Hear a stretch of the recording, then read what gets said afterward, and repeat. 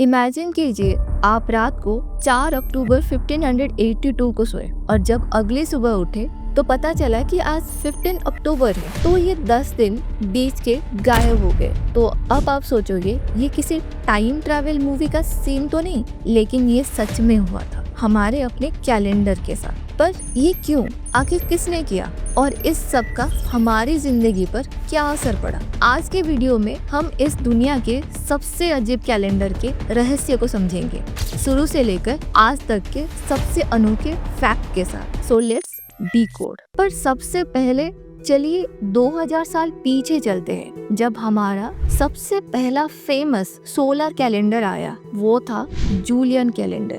46 BC में Julius Caesar को समझ आ रहा था कि हमारा पुराना लूनर कैलेंडर जो मून के साइकिल पर बेस्ड था कितना कॉम्प्लिकेटेड हो गया है। हर साल या तो छोटा पड़ जाता या ज्यादा बड़ा, तो लोगों को एक्स्ट्रा मंथ्स ऐड करने पड़ते थे। तो जूलियस सीजर ने ये काम दिया एक एस्ट्रोनॉमर को जिनका नाम था सोइग्ने। तो सोइग्ने ने इंट्रोड्यूस किया लीप ईयर के कंसेप्ट को। तो सोइग्नेस ने कहा एक साल को 365.25 डेज का मान लो। उन्होंने इंट्रोड्यूस किया लीप ईयर का कंसेप्ट, जिसमें फरवरी 29 ऐड होगा। तो सुनने में ये एक सिंपल प्लान लग रहा था। अब चलिए थोड़ा सा इसको और भी बेहतर तरीके से समझ लेते हैं। जूलियन कैलेंडर का साल 365.25 डेज का था। एक्चुअल अर्थ का साल 365.2422 डेज का। डिफरेंस 0.0078 डेज, तो 11 मिनट्स पर ईयर का डिफरेंस था। तो ये छोटी गलती एक सेंचुरी में 0.78 डेज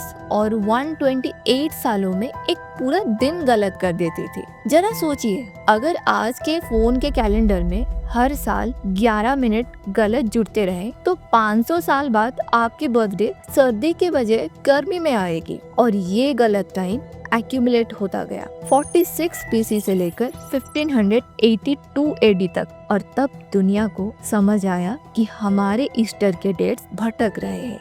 1582 तक आते आते हमारा स्प्रिंग इक्विनस 21 मार्च के बजाय 11 मार्च को आने लगा। फेस्टिवल के डेट गलत हो गए। लोगों को लग रहा था कि कुछ तो गड़बड़ है। सोचिए अगर हमारा सबसे बड़ा त्योहार दिवाली या ईद गलत डेट पर आता तो लोगों का पूरा शेड्यूल उलट पुलट हो जाता। फार्मर्स के लिए भी सबसे बड़ी प्रॉब्लम थी, क्योंकि हार्वेस्ट का समय भी शिफ्ट हो रहा था। तो इसलिए पोप ग्रेगरी 13 के पास एक बड़ा काम आ गया, कैलेंडर को रिफॉर्म करना। और ये रिफॉर्म दुनिया के सबसे बड़े टाइम कीपिंग चेंज के रूप में जाने जाता है। पोप ग्रेगरी 13 ने एस्ट्रोनॉमर्स के साथ मिलकर एक नए कैलेंडर का प्लान बनाया। पहला काम 10 डेज जंप कर दो, यानी 4 अक्टूबर 1582 के बाद अगला दिन 15 अक्टूबर 1582 रखो। बस ऐसे ही 10 डेज गायब। लीप ईयर के नए रूल्स, जैसे उसका नया फॉर्मूला मॉडिफाई कर दिया गया। अब हर सेंचुरी लीप ईयर नहीं होगा जब तक वो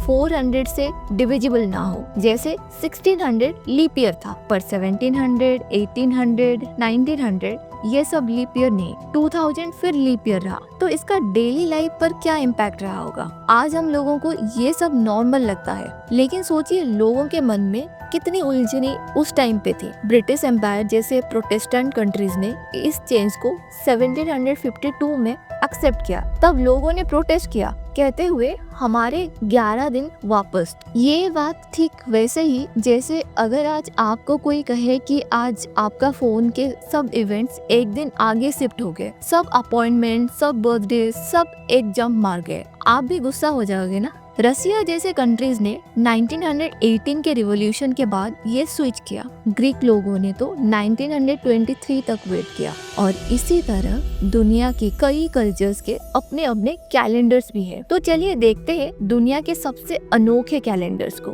सबसे पहले देखते हैं इथियोपिया के बारे में। इथियोपिया अपनी अलग दुनिया में है। वहाँ जूलियन टाइप कॉप्टिक कैलेंडर चलता है, जिसमें 13 महीने होते हैं, 12 महीने 30-30 दिन के, और एक छोटा 30th महीना 5 या 6 दिन का। उनकी नई साल हमारे 11 या 12 सितंबर को आता है। और क्योंकि उन्होंने जीसस के बर्थ के साल को अलग तरह से कैलकुलेट किया, वो हमेशा 7 या 8 साल पीछे है। जब हमारा ग्रेगोरियन 2007 चल रहा था, इथियोपिया के लोग 2010 मान रहे थे। सोचिए, अगर आप इथियोपिया के किसी दोस्त के साथ कॉल सेट करोगे, पहली बात ये क्लियर करनी पड़ेगी कि आप लोग कौन से साल और डेट यूज कर रहे हो। अब चलिए देखते हैं नेपाली कैलेंडर। तो नेपाल के लोग विक्रम संवत फॉलो करते हैं, जो हमारे ग्रेगोरियन से 57 साल आगे चलता है। सो जब हम 2024 में है, नेपाल 2081 में होता है। अब इस्लामिक कैलेंडर के बारे में समझते हैं। इस्लामिक कैलेंडर प्योरली लूनर है, इसलिए